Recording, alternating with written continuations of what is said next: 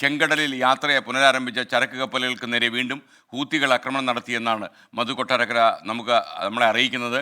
അക്രമികളുടെ ബോട്ടുകൾ കടലിൽ മുക്കിയെന്ന് അമേരിക്കൻ നാവികസേന പ്രഖ്യാപിച്ചു. ഇത് ഹൂത്തികളും സ്ഥിരീകരിച്ചിട്ടുണ്ട്. മധു കൊട്ടാരക്കര വിവരങ്ങളുമായി ചേരുന്നു.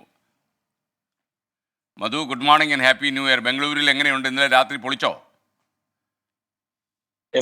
Happy new year. ശരിക്കും നമ്മുടെ കൂട്ടുള്ള ചെറുപ്പക്കാരുടെ ഒരു ന്യൂ ഇയർ എന്ന് വേണമെങ്കിൽ ഇതിനെ വിശേഷിപ്പിക്കാം. കാര്യം വലിയൊരു പ്രവാഹമായിരുന്നു. ന്യൂ ഇയർ കഴിഞ്ഞ ഒരു 3:30 വരെ പുലർച്ചെ ഈ ചെറുപ്പക്കാരെല്ലാം ഈ ബാംഗ്ലൂരിന്റെ നഗരവീഥികളിൽ കൂടെ അങ്ങനെ പാട്ടുപാടി ഒഴുകുകയായിരുന്നു.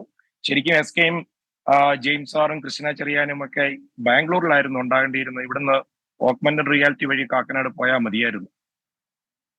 ഓക്കെ മധു, ഇനി നമ്മുടെ അമേരിക്കൻ നാവികസേനയുടെ ചെങ്കടലിലെ പരിപാടി. ഇത് വളരെ ഒരു സുപ്രധാനമായ ഒരു വാർത്തയാണ്. കാര്യം ചെങ്കടലിൽ കൂടിയുള്ള ചരക്ക് ഗതാഗതം തടഞ്ഞുകൊണ്ടുള്ള ഈ ഹൂത്തികളെ നേരിടുവാൻ അമേരിക്ക ഒരു സംയുക്ത നാവികസേന രൂപീകരിച്ചായിരുന്നു. അതിനെ തുടർന്ന് തന്നെ മെഴ്സ്ക് എന്ന് പറയുന്ന പ്രമുഖ ചരക്ക് ഗതാഗത കമ്പനി അവരുടെ യാത്ര പുനരാരംഭിക്കുമ്പോഴാണ് ഹൂത്തികൾ ഈ മെഴ്സ്ക് എന്ന് പറയുന്ന കപ്പലിനെ ആക്രമിക്കുന്നത്.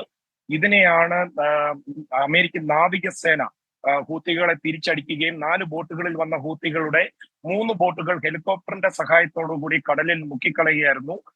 പിന്നീട് ഹൂത്തികളും ഈ വാർത്ത സ്ഥിരീകരിച്ചിട്ടുണ്ട്. അവരുടെ 10ഓളം പേരെ ഈ പോരാട്ടത്തിൽ നഷ്ടപ്പെട്ടതായി പറയുന്നു.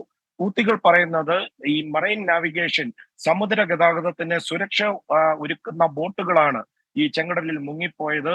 അവരുടെ ഒരു ധാർമ്മിക ഉത്തരവാദിത്വമാണ് ഇസ്രയേലിന്റെ യുദ്ധക്കപ്പലുകൾ ചെങ്കടൽ വഴി ഗസയിലെത്തുകയും പാലസ്തീൻകാരെ കൊന്നൊടുക്കുവാൻ ശ്രമിക്കുമ്പോൾ പാലസ്തീന് പിന്തുണ പ്രഖ്യാപിച്ചുകൊണ്ട് നടക്കുന്ന ബോട്ടുകളാണെന്നും ആണ് അവരുടെ രണ്ടാമത്തെ ദൗത്യമായി ഹൂത്തികൾ പറയുന്നത്. 48 മണിക്കൂർ നേരം ഈ സർവീസ് മെഴ്സ്ക് സസ്പെൻഡ് ചെയ്തിട്ടുണ്ട്. അവരെ ഉടൻ തന്നെ യാത്ര പുനരാരംഭിക്കുമെന്നാണ് പറയുന്നത്.